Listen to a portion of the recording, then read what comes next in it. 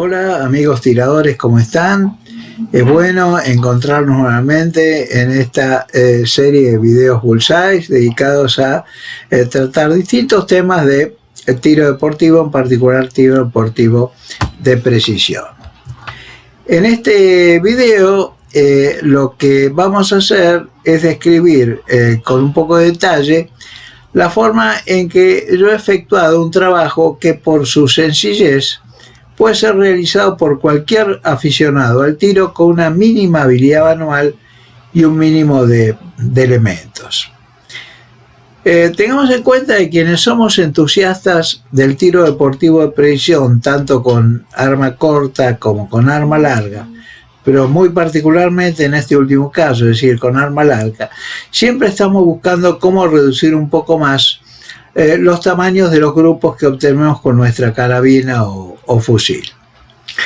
Existen distintos recursos para lograr una mejora en este sentido, y el grado de sofisticación técnica y el rango del costo económico de estos recursos es realmente muy amplio.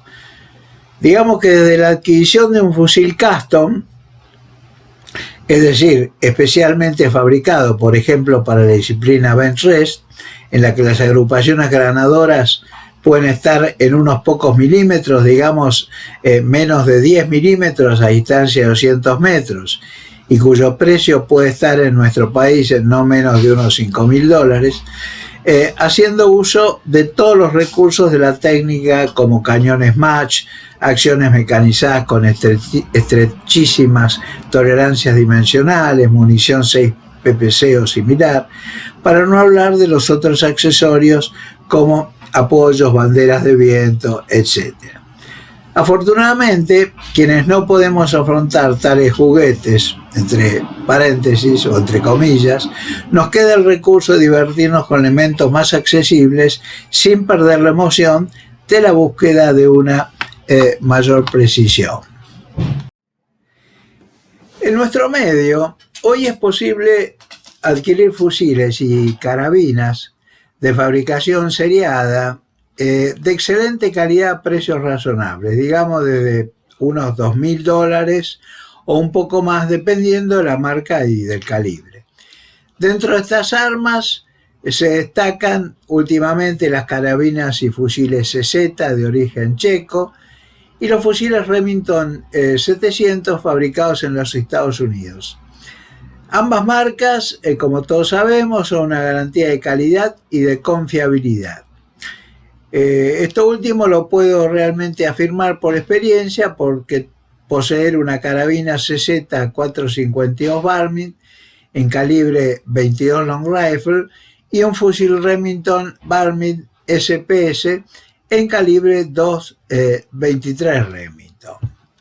En este video me quiero referir específicamente a este último fusil, es decir, al Remington 700. Para abaratar el precio de este fusil, o de esta línea de fusiles Remington 700, el Remington ha recurrido al empleo de una culata fabricada en polímero designado SPS, que es la abreviatura de poliestireno sindiotáctico, que es un polímero que se conforma por inyección.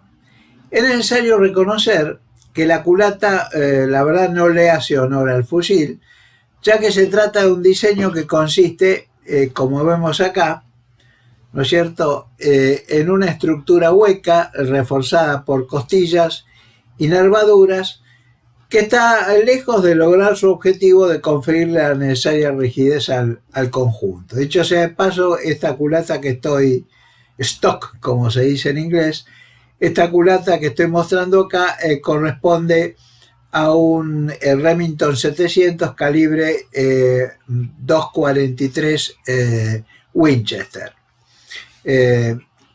alojando una acción y un cañón Sport, es decir, un cañón, no un cañón bull barrel.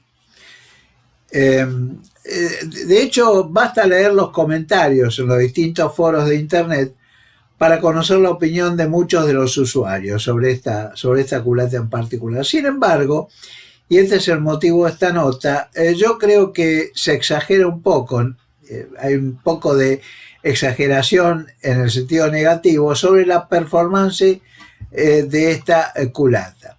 Por supuesto que lo ideal sería reemplazarla por una culata de HS Precision o similar, pero lamentablemente su adquisición en nuestro medio representa un trámite de importación bastante engorroso por las limitaciones impuestas en Estados Unidos al envío de partes de armas que superen los $100. No obstante que el RENAR no impone, en este caso particular, restricciones para este tipo de piezas. Una culata de estas características en los Estados Unidos está más o menos en $450, a lo que habría que agregar el costo del trámite frente al Departamento de Comercio norteamericano, flete, impuestos de importación y otras yerbas. Lo cierto es que con una recarga adecuada en condiciones originales, o como se dice habitualmente, out of the box, el fusil puede lograr agrupaciones que están alrededor del minuto de ángulo, es decir, un MOA, aunque con bastante dispersión en los valores de la agrupación. Tengo que consignar de que la única modificación que le había hecho un fusil original fue una regulación del disparador, el X-Mag Pro Trigger, que equipan ahora los Remington 700, llevando su peso a las 3 libras, de las 3 libras originales a más o menos unos 800 gramos en el peso de este disparador.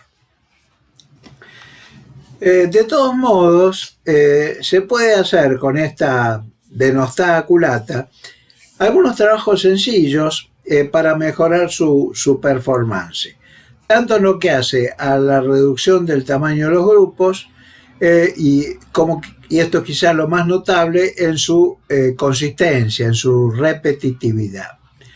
Lo más simple y eficaz que se puede hacer es un encamado compilable, es decir, lo que se llama un pillar bedding. La instalación de los pilares y el encamado con resina epoxi permite, por un lado, mantener el cañón flotado, es decir, sin hacer contacto con la culata, lo que en principio contribuye a la precisión, y por el otro, hacer que la acción trabaje asentada sobre el encamado, de modo que lo haga libre de tensiones que también afectan la precisión.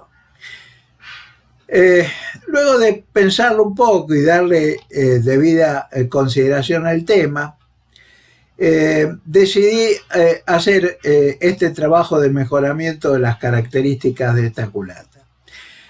Se presentan de entrada dos problemas, dos inconvenientes. Por un lado, el polímero SPS de que está hecha esta culata es un antiadherente natural, por lo que es necesario buscar alguna resina epoxi que se adhiera al material de la culata.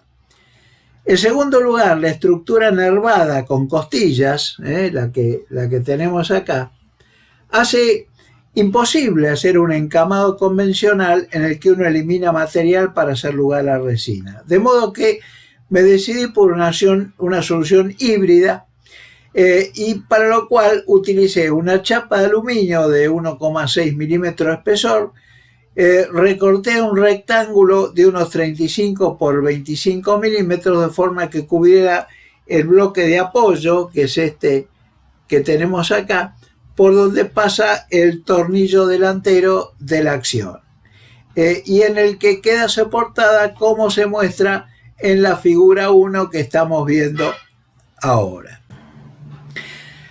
A esta pieza de aluminio le hice un orificio del mismo diámetro que el diámetro del alojamiento del tornillo de la acción.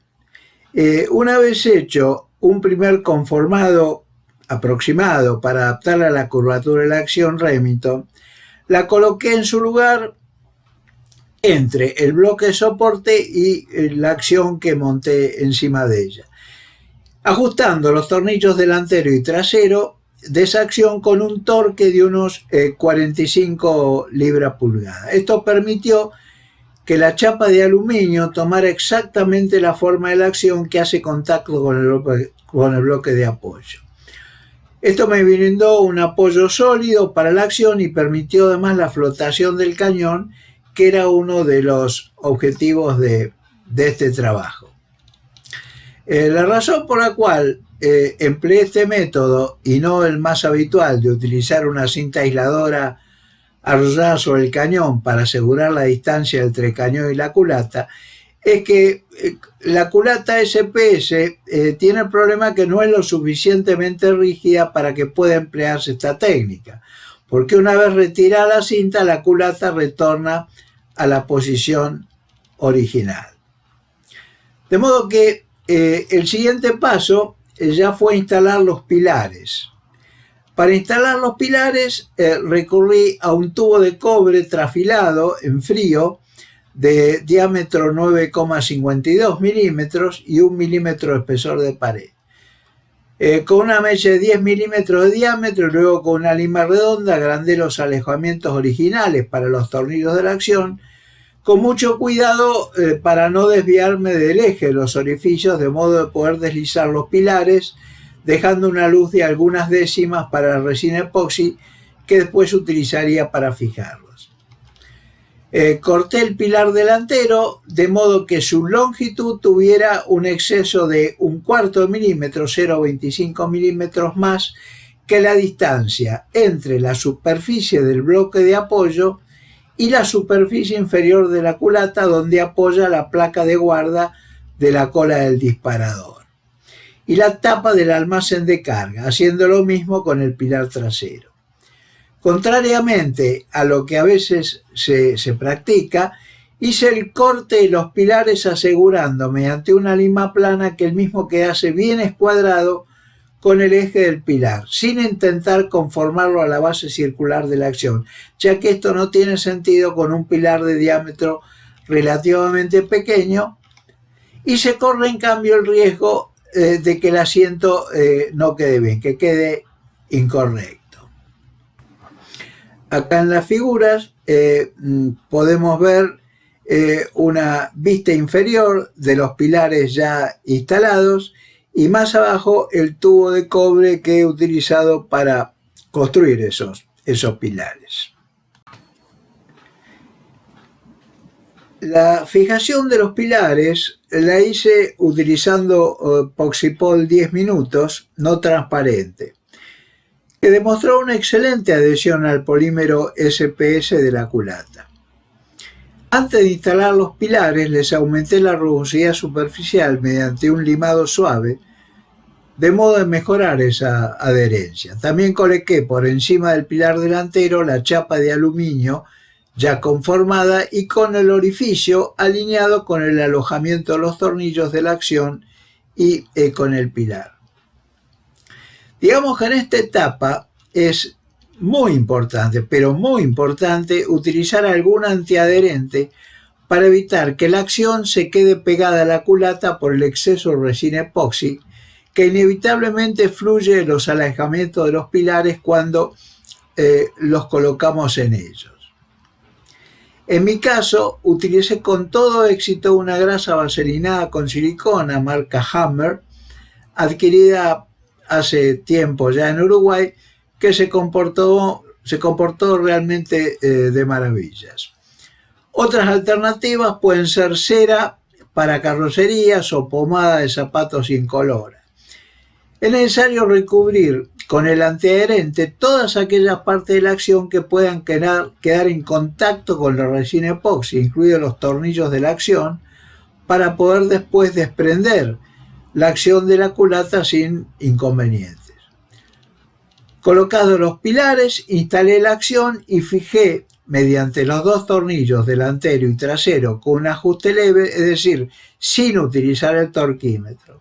Solo un apriete manual suave.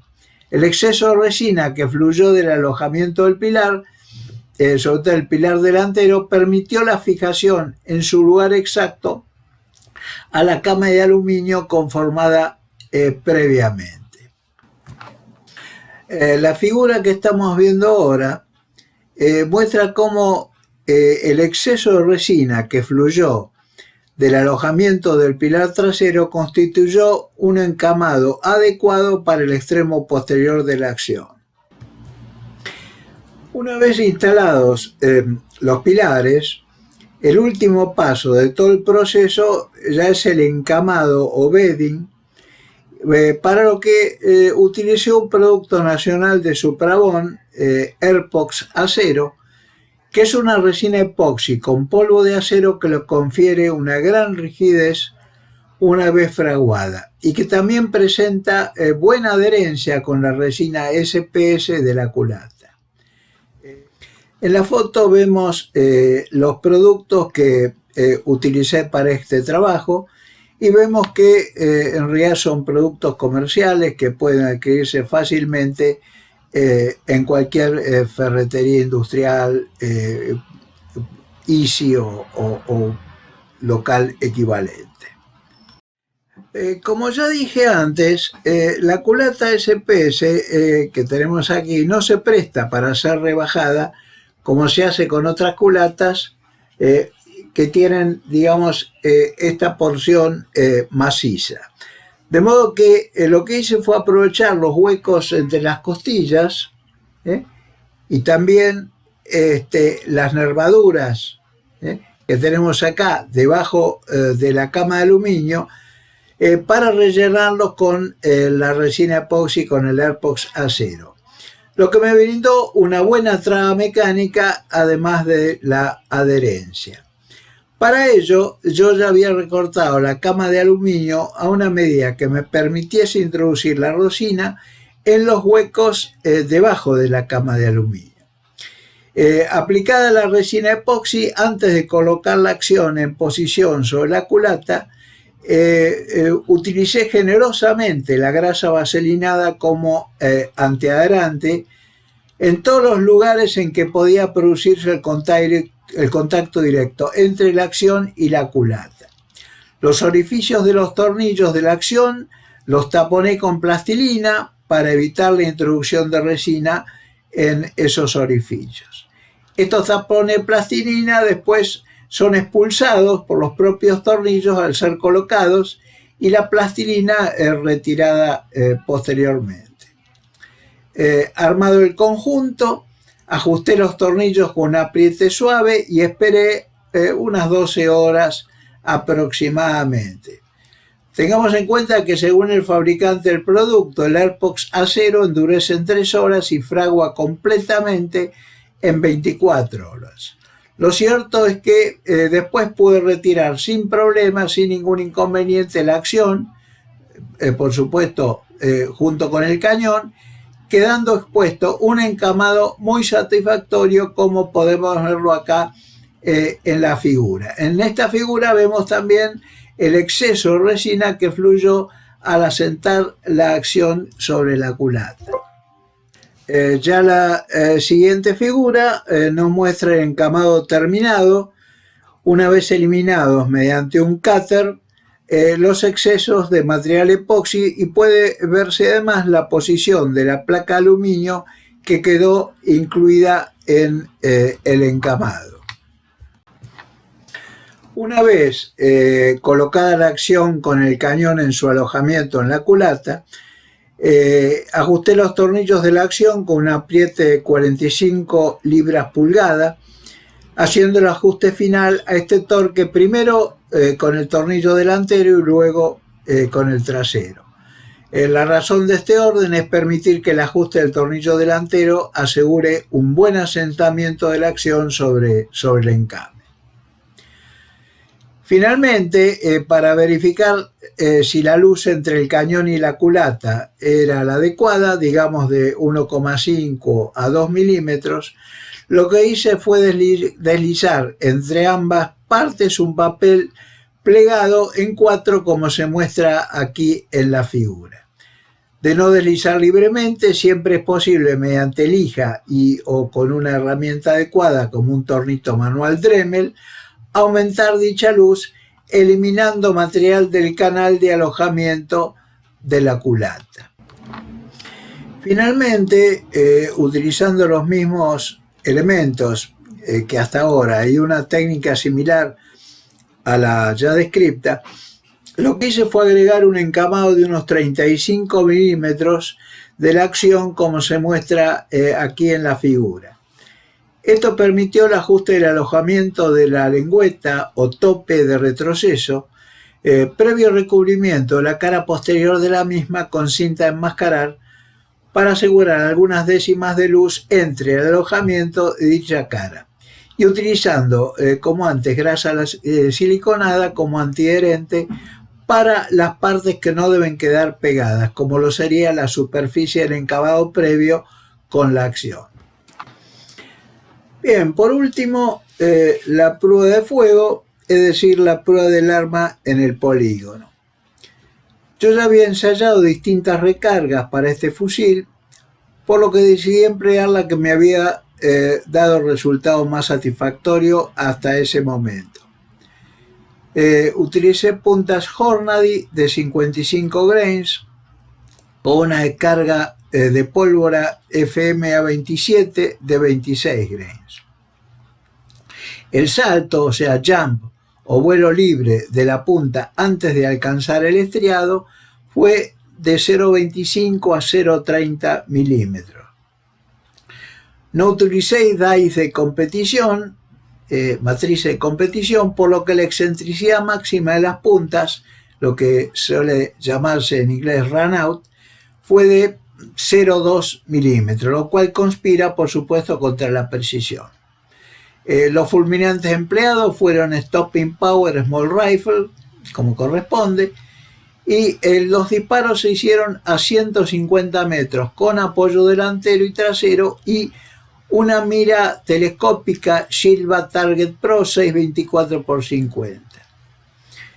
En la figura, ¿no es cierto?, vemos el blanco de prueba y ignorando los disparos iniciales de ensuciamiento, o sea, de fulling, los 3 grupos de 5 disparos cada uno, mostrados en el blanco de prueba, arrojaron un promedio de 29 milímetros, lo que a 150 metros a que se hicieron estos disparos representa casi medio MOA, medio minuto de ángulo. Lo que solo se logra normalmente con culatas más rígidas, como las HS Precision o similares. Como conclusión final, digamos que con un encamado con pilares adecuados, una culata SPS puede comportarse de manera muy satisfactoria en comparación con culatas a las que es costoso y difícil de acceder en nuestro mercado. Digamos, para terminar y a manera de conclusión, que un trabajo simple de encamado con pilares realizado con elementos muy simples permite mejorar la performance de un fusil que viene equipado con una culata que deja mucho que desear en términos de rigidez y consistencia en los resultados. Una ventaja de mejorar esta consistencia es que nos permite evaluar otras variables tales como parámetros de recarga que, de no contar con un fusil que produzca agrupaciones repetitivas, hace muy difícil tal comparación. Bueno, amigos tiradores, con esto hemos terminado nuestra descripción del proceso de pillar bedding de una culata Remington 700 SPS, en este caso calibre 223 Remington. Esperemos que les haya sido interesante y de alguna utilidad. Y solo me queda despedirme de ustedes cordialmente y esperar que nos encontremos nuevamente en el próximo de esta serie de videos Bullseye.